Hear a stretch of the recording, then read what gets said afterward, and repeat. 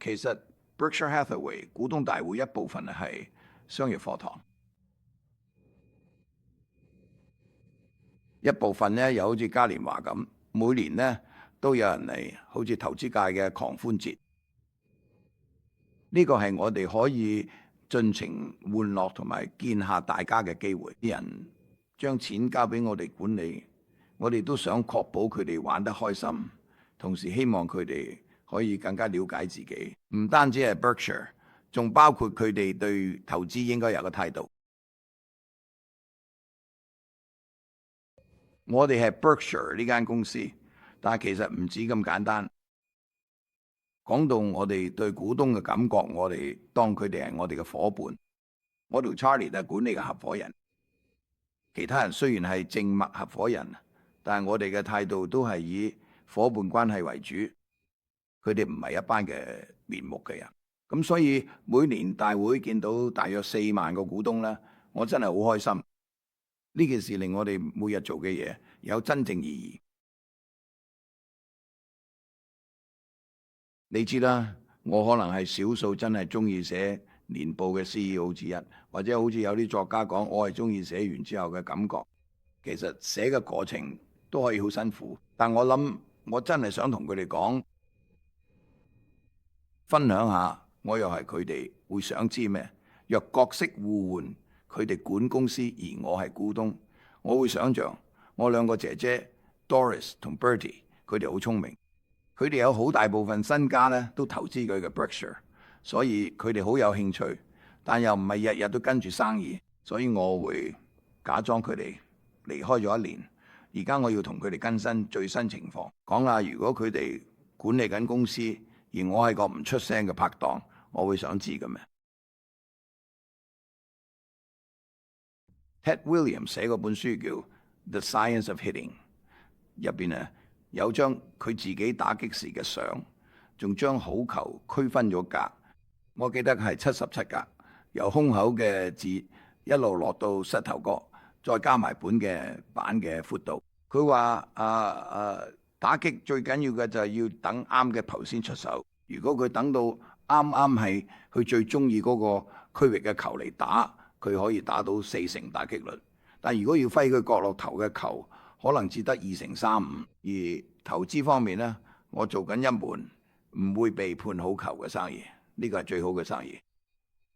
如果 Ted 個球數去到0-2或者1-2，而嗰球係佢個角落頭過嚟，佢只係得2成35%打擊率，佢都要揮棒，咁啊，否則佢就會被判出局。但係投資就冇所謂好球被判，我可以攬1000間唔同嘅公司，我唔需要每間都咁啱，甚至唔使啱50間，甚至25間都唔使。其實唯一會被判好球就係我揮棒，但係揮唔中，所以我可以佢想打咗波，企喺度等投手一球球投過嚟。如果佢球唔係我最啱打嗰個位，我根本唔使揮棒。呢個比起大部分生意嚟講係一個好大嘅優勢。咁啊，當然個問題就係，如果你有觀眾，佢哋會喺你企喺度等，膊頭頂住支棒嗰陣大嗌揮辣你嘅廢柴，你可能忍唔住對壞球揮棒，所以要確保自己必喺心理上被逼去打嗰啲唔喺最佳擊球點嘅球。大概啦。如果我每2年先做出一個偉大嘅決定，咁你喺人生投資度呢，只需要做出非常非常少嘅正確決定。你可以話一個50年前買嘅 Berkshire Hathaway 嘅人，其實只需要做一個決定，而人哋會好容易因為股票流通性高呢，就太頻密嘅操作。佢哋知道自己唔可以每日買賣農場，或者每日買賣公寓大廈，但佢哋可以喺一個好流通嘅市場入邊，以好低嘅交易成本買賣股票。本來呢樣應該係一個大優勢，但係人哋反而將佢變成咁劣勢，因為佢哋覺得有得隨時買賣呢，就一定要日日都把握呢個機會。但係其實頻繁交易呢，只會令佢哋俾咗好多佣金。最重要嘅做法就係買入一間好嘅公司，然後就咁坐住唔喐。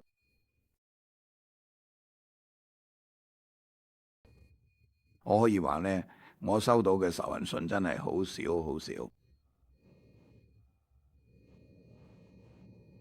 咁啊，反而我收到好多人問我啲錢我試過有個人問我哋13億，佢寫咗大約70字俾我，而且從來都冇減過個價。其實我都有啲欣賞佢哋堅持唔講價嘅態度，但係我可能有啲社會因素，我寫過關於稅務嚟嘅，有人寫信話點解唔將啲錢捐晒俾美國政府呢？如果你覺得咁好嘅話，不過佢哋我都可以話收到嘅仇恨信真係極少。奧馬哈同內布拉斯加州係我嘅家鄉，我喺呢度度過咗非常美好嘅童年時光，直到大約12歲嘅時候，我哋搬到咗華盛頓，我交咗好多朋友啦。呢度嘅一切都俾我感覺似家咁。我翻去過，我可能至少翻去過6次我嘅小學羅斯希爾小學，我去嗰度參加集市，佢哋話住咁間，我甚至個可能會俾1、2個小學生上堂。我呢度有好多延續性，好多社區感，好多友誼。我大概都識得嘅家長啊、祖父母啊，而家我識得好多人啦。但係如果我去呢度嘅餐廳，都會有好多熟人。就算只係同我講聲 Hi Warren，有啲人我識嘅，有啲就純粹好親切。我哋仔女喺呢度，大家都過得好開心。佢哋嘅姨媽、叔叔同埋祖父母都住咗1、2英里之內，所以咧呢度真係一個好穩陣、好有人情味嘅地方。無論係成長定做生意都好適合。我哋公司有25個人。如果你回想翻1年前我哋嘅聖誕派對，今年我哋都會影翻25個人嘅合照，同1年前一樣，係完全一樣嘅25個。而家我哋公司擁有35萬名員工，而且喺我哋總部呢，我諗世界上可能冇邊間公司冇經歷過咁嘅情況。我哋既冇增加1名員工，亦冇減少1名員工，更加冇改變任何一項。喺奧馬哈工作確實最大限度咁提高咗我嘅工作樂趣同埋工作效率。我嘅意思就所有嘢都係定制嘅。我活着，我住喺離公司5分鐘嘅路程，而家佢哋回回咁樣行呢5分鐘已經幾耐啦，53年。你知啦，完全冇壓力。我做生意咧，完全冇壓力啦。我覺得咧，呢樣唔單止令我可以活得耐嘅，仲令我肯定活得開心嘅。我有一個1956年初我由紐約翻嚟嗰陣，其實我完全唔知自己會做咩。我知自己會去學校上咗課咧，我知自己會撳好多書咧，但係我完全冇諗過咧會成立一個投資合夥咧。咁但係咧，我翻嚟幾個月之後咧，有冇家人問我哋嗰錢應該點處理好？我就話其實我唔會再翻去賣股票嗰行。但係如果你冇想同我一齊搞個合夥，好似我之前幫手做過嗰啲嘢，我都樂意。我同 Ben Graham 一齊做嘅時候都係咁，我話我好樂意去做。咁所以翻嚟之後幾個月呢，我就成立咗第一個合夥。嗰陣時我只係租緊間屋住啦，我之前都未試過擁有自己嘅屋企。我嗰陣時租緊間屋，離屋企開雜貨鋪嗰度只係一個半街口咁遠。間屋有間細細咁劏房，係連住睡房嘅。嗰間房咧就變咗做我哋辦公室。之後過咗2年，1958年我就買咗而家住緊嗰間屋。嗰間屋都一樣有間連住睡房嘅房，我都係喺嗰度做咗大約4年嚟，所以有大約6年時間咧，我都係喺屋企做嘅。我會揸車落去嘅信。之後咧，我開始自己寫支票啊。到最後咧，我共管理11個合夥生意咧，親手寫晒所有支票咧，仲報埋11份稅表，同處理各公司嘅股票交收。嗰6年我真係一腳踢，佢都自己搞晒。去到1962年頭咧，我搬咗去 Kiewit Plaza，嗰陣時棟大廈啱啱起緊，仲未完全搞掂。我一共聘請咗2位員工，一個係秘書，另一個咧就係同我一齊分析投資嘅 Bill Scott， 我同 Bill 而家都仲係朋友，咁而家都仲住咗奧馬哈。你呢？我哋開始似翻間公司，搬入 Kiewit Plaza 時，我哋已經投咗700萬美元。第一個合夥生意呢，係用咗105100蚊美金開始嘅，我自己出咗10萬蚊，其他人就出咗105000蚊。跟住之後有啲人見到之前嘅合夥生意做得掂，我就犯咗個錯，搞多啲嘅新合夥生意出嚟，所以我就有啲支票同報稅表多到處理唔完，將佢哋合併先最合理。到我哋62年元旦合併合夥生意時呢，我哋已經有700萬，其中好多係近年呢新加入嘅人啊，亦都有部分 Fairmont 嘅利潤啊。我將佢合夥生意結束嘅，其實到嗰時只剩翻一個合夥生意。我哋1969年尾結束咗嗰個合夥生意，因為我真係喺投資界揾唔到咩好機會。60年代尾有啲好瘋狂嘅事發生緊，我唔想參與嗰啲嘢。我明白啲人做緊咩，但我唔認同佢哋做緊啲嘢，所以呢，我唔想加入嗰個遊戲。但另一方面呢，我又唔中意咩都唔做，搞到自己嘅成績嘅落差。所以我決定將個錢還翻俾佢合夥人啊。我唔想因為自己好誠心作祟呢，逼自己去玩一個我覺得已經冇優勢嘅遊戲。咁所以呢，呢個係一個生活方式嘅決定。我已經有晒我需要嘅錢，嘅合夥人都賺得唔錯，而且我有方法揾我幾個好啲嘅朋友繼續幫佢哋管理。我都有喺社會方面嘅諗法，但係兩者其實個衝突，其實我可以用雙線呢發展過晒我餘下嘅人生嘅。而某程度上呢，我都真係咁做嘅。咁但係1969年呢，我決定結束合夥關係嗰陣呢，其實我都未睇好晒成個計劃。60年代尾呢，有一段時間，我老婆 Susie 同我講嗰句，佢話佢唔介意嫁俾全國第2窮嘅人，要剪 crew cut 平頭，但佢話其實佢真係唔想嫁俾全國最窮嗰個人。咁所以嗰陣呢，我就唔再剪 crew cut 啦。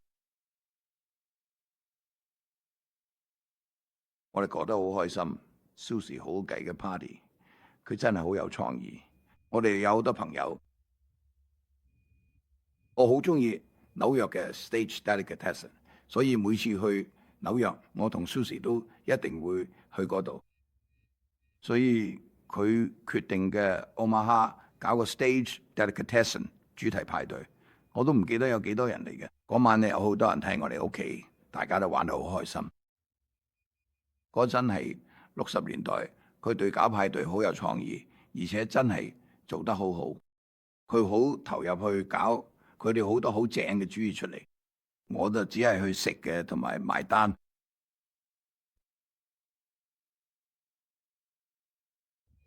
我哋嘅合夥企業喺1965年呢收購嘅 Berkshire Hathaway 嘅控制權。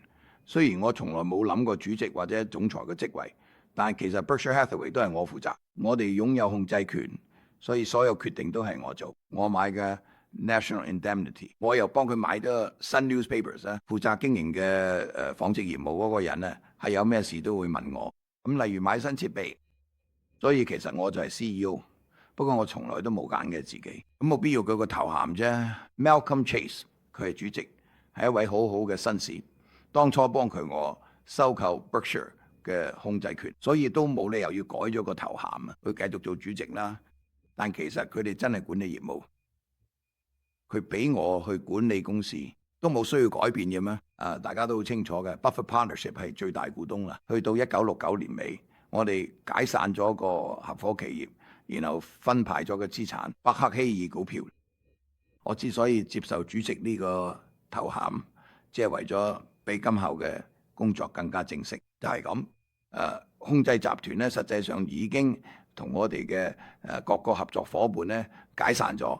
但係1970年同1969年相比，並冇發生任何實質性嘅變化。我認為參與嘅願望，一啲關於公民權利等問題嘅討論啦，計劃生育權之類嘅權利，我嘅意思係，如果我都唔可以發聲，咁邊個能發聲呢？咁我嘅意思就話，你知道啊，我唔會因為喺某個地方講咗啲乜嘢而被僱主解僱，同埋咁所以已經我對某啲社會政策呢持有強烈嘅睇法。你唔可以太頻繁地發嘅。我嘅意思呢係，有啲非常非常有錢嘅人到處表達對一切事物嘅渴望，時間長咗可能會有啲無聊，所以我唔想成日做。但係當我發現自己交嘅稅率比辦公室入邊任何人都低，老實講呢，呢樣嘢係會困擾我哋。世界上最富有嘅社會入邊，貧富懸殊嘅嚴重係會令我唔舒服嘅。但係咧，我唔想喺改變事情嘅過程中，將呢個有史以嚟最偉大嘅社會浪費嘅。但係我都覺得應該要發聲。我中意管理 Berkshire， 但我都唔可以假裝自己唔係一個公民。我哋股東大會都講過，我願意睇好低嘅人工，但我唔會將自己嘅道德觀放入盲目信託。呢樣嘢唔係份工包埋嘅。所以如果有啲 Berkshire 嘅股東對我講稅務或者類似嘅嘢，有啲唔舒服，佢哋要嘛接受，要麼就去第二度。因為我真係唔覺得，淨係因為我做咗大公司嘅老細，就要放棄自己作為公民嘅身份。美國對我真係好到難以置信，對我屋企都一樣嘅，你知啦。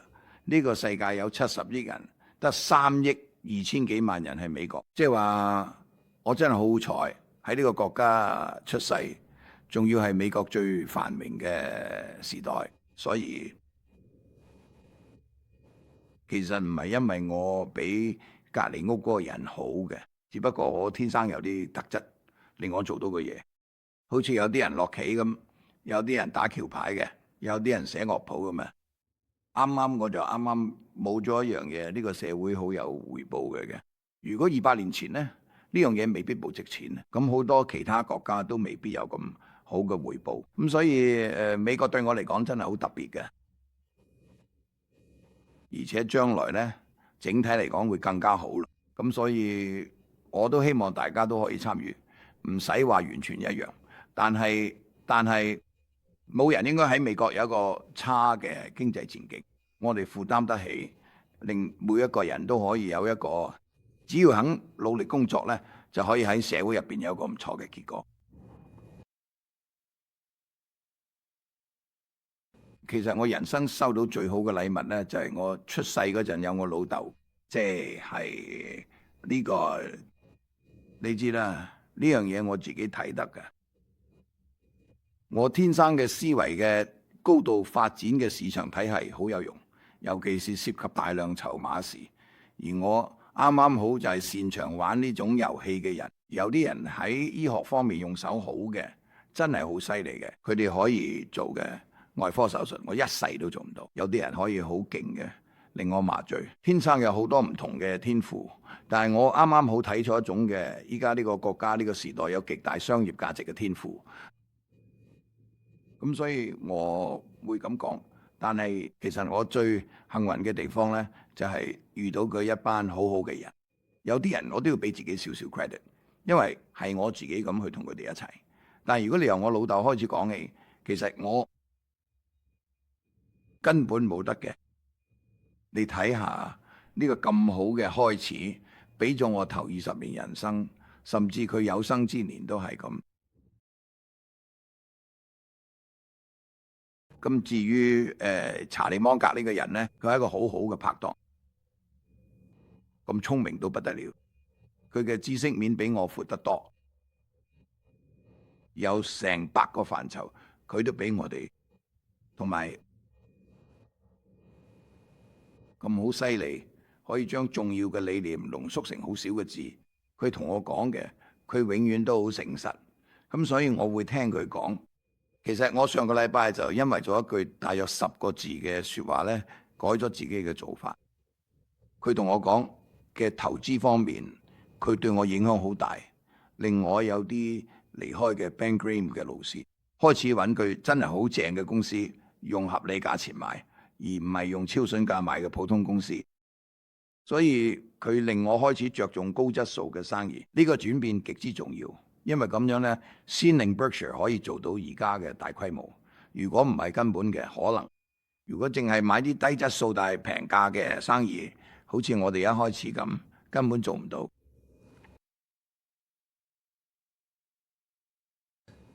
Suzy 嘅，其實呢，我10幾歲嗰陣呢，我開始，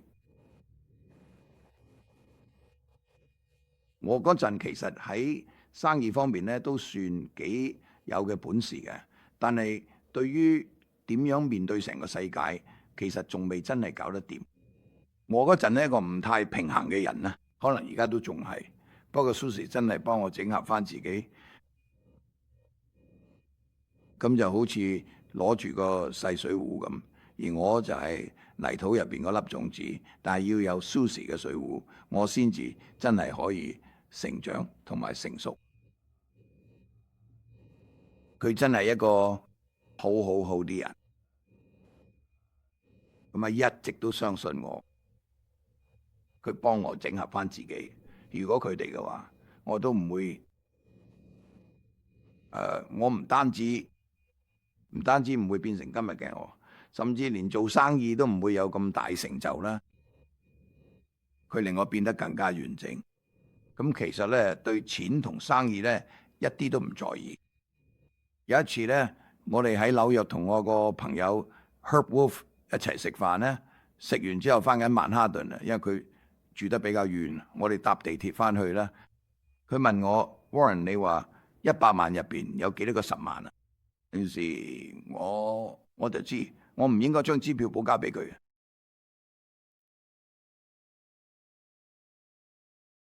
你要問 Rogers 同 Hammerstein 先知。要搞清楚咧，遇到陌生人咧會發生咩事咧，都要研究下。但係我知佢咧就係嗰個，所以我哋浪費時間。雖然我追 Top Gun 都冇乜進展，但係我追得好積極嘅。佢19歲嫁我當時21，我買啲戒指，同比爾蓋茨講過想賣俾佢，因為喺94年元旦結婚。我話我為 Suzy 買呢隻戒指，佔我淨資產6%，所以我覺得你喺我哋珠寶鋪嗰陣，呢個只係一個參考指標啫。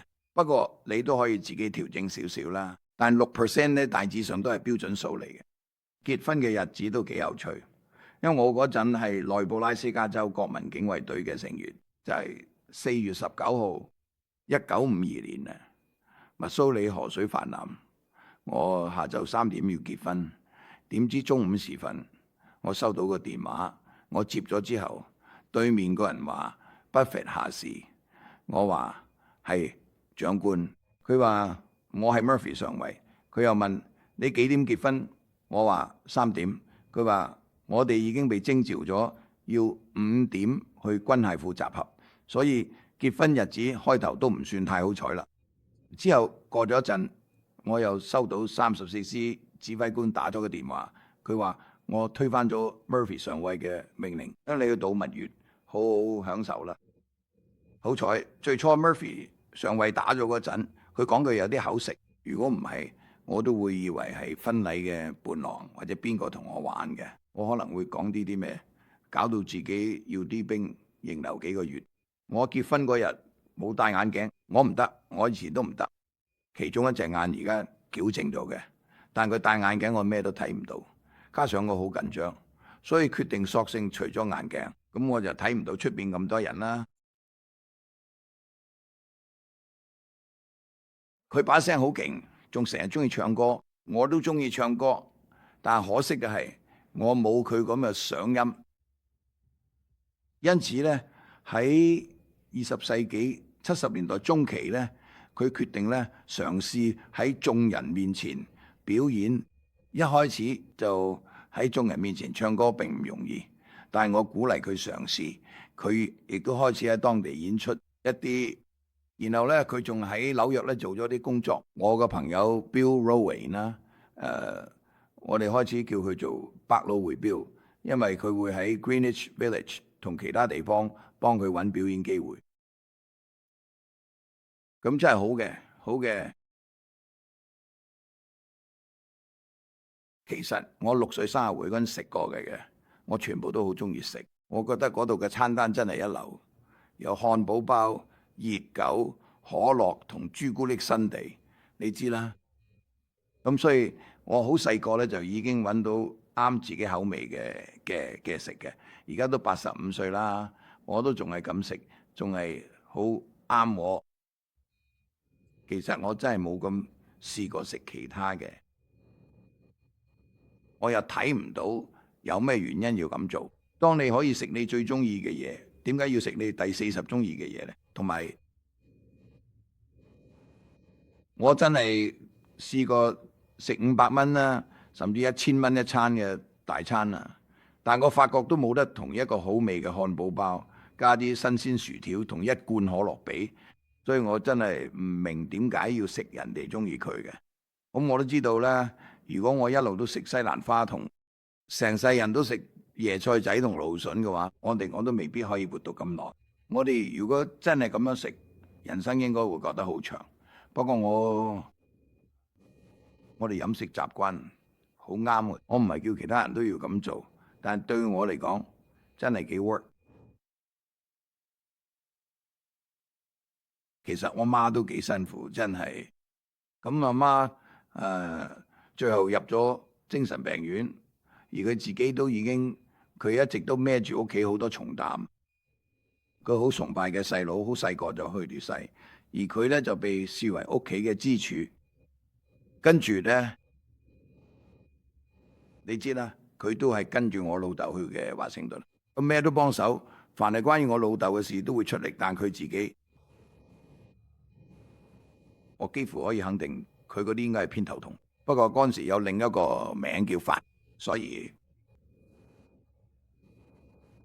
佢真係背住成個世界嘅重擔嘅膊頭上邊，同埋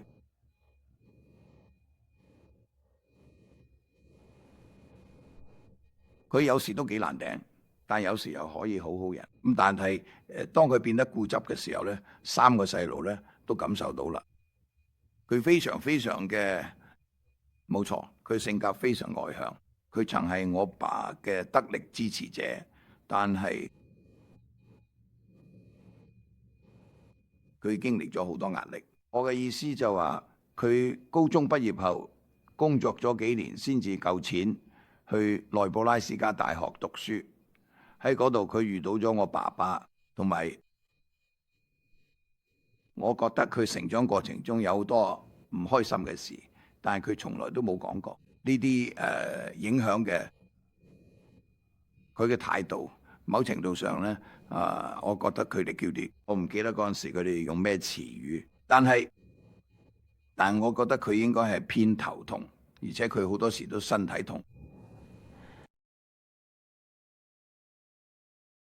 佢有好多唔同嘅花名叫我，佢有時會唔會叫我火球？跟住呢，我對股票市場好有興趣。Jesse Livermore 係一個出名嘅股票投機者㗎，有時佢都會佢叫我，咁有好多唔同嘅花名叫我，但係火球應該係最常用嗰個。我細個時好有活力，而家只要做緊自己中意嘅嘢，我都仲係好有活力。我好有求知欲，又好中意同大人傾偈，所以每次嘅佢哋朋友或者屋企人嘅朋友喺我屋企呢，我都會好開心嘅同佢哋傾偈啦。通常嘅男人咁，我會同佢哋傾偈，但係如果我喺附近周圍行，我都會入去同個主婦傾下偈，去唔同地方。我真係好有活力嘅，有好多主意。我會開始啲細生意或者類似嘅嘢，我哋都覺得幾有趣，可能就係咁，所以叫我火球。其實我最早接觸到佢嗰啲投資書籍呢，全部都係喺我老豆嘅辦公室入邊嚟到嘅。每逢星期六嘅時候，我都會專登落去揾佢。之後呢，佢就會同佢嗰一兩個生意上嘅拍檔一齊去嗰間 Johnny's Cafe 度慢慢食翻餐午餐。就係南澳馬哈治療公司，我好中意去嗰啲午餐，但我會早啲到嘅辦公室度嘅書，好快我就攞晒辦公室入邊嘅書，所以我開始去公共圖書館。咁跟住呢，我好中意行去擺住商業書嘅書架度，我攞晒所有投資書。咁我12歲搬去華盛頓之前已經攞晒，有啲書我仲冇多過一次。咁跟住呢，我基本上就係好中意啲書。嗰陣時我哋唔會買書，全部都係去圖書館借。圖書館對我嚟講係一個好地方。我成日搭電車落去，去完 YMCA 又去圖書館，之後差唔多食晚飯就翻屋企。我試過真係俾人鎖咗喺圖書館入邊。嗰陣時係奧馬哈大學圖書館啦。有一次我哋書攞到太投入，喺最入邊嘅書架度，結果佢哋鎖咗門，我都唔知。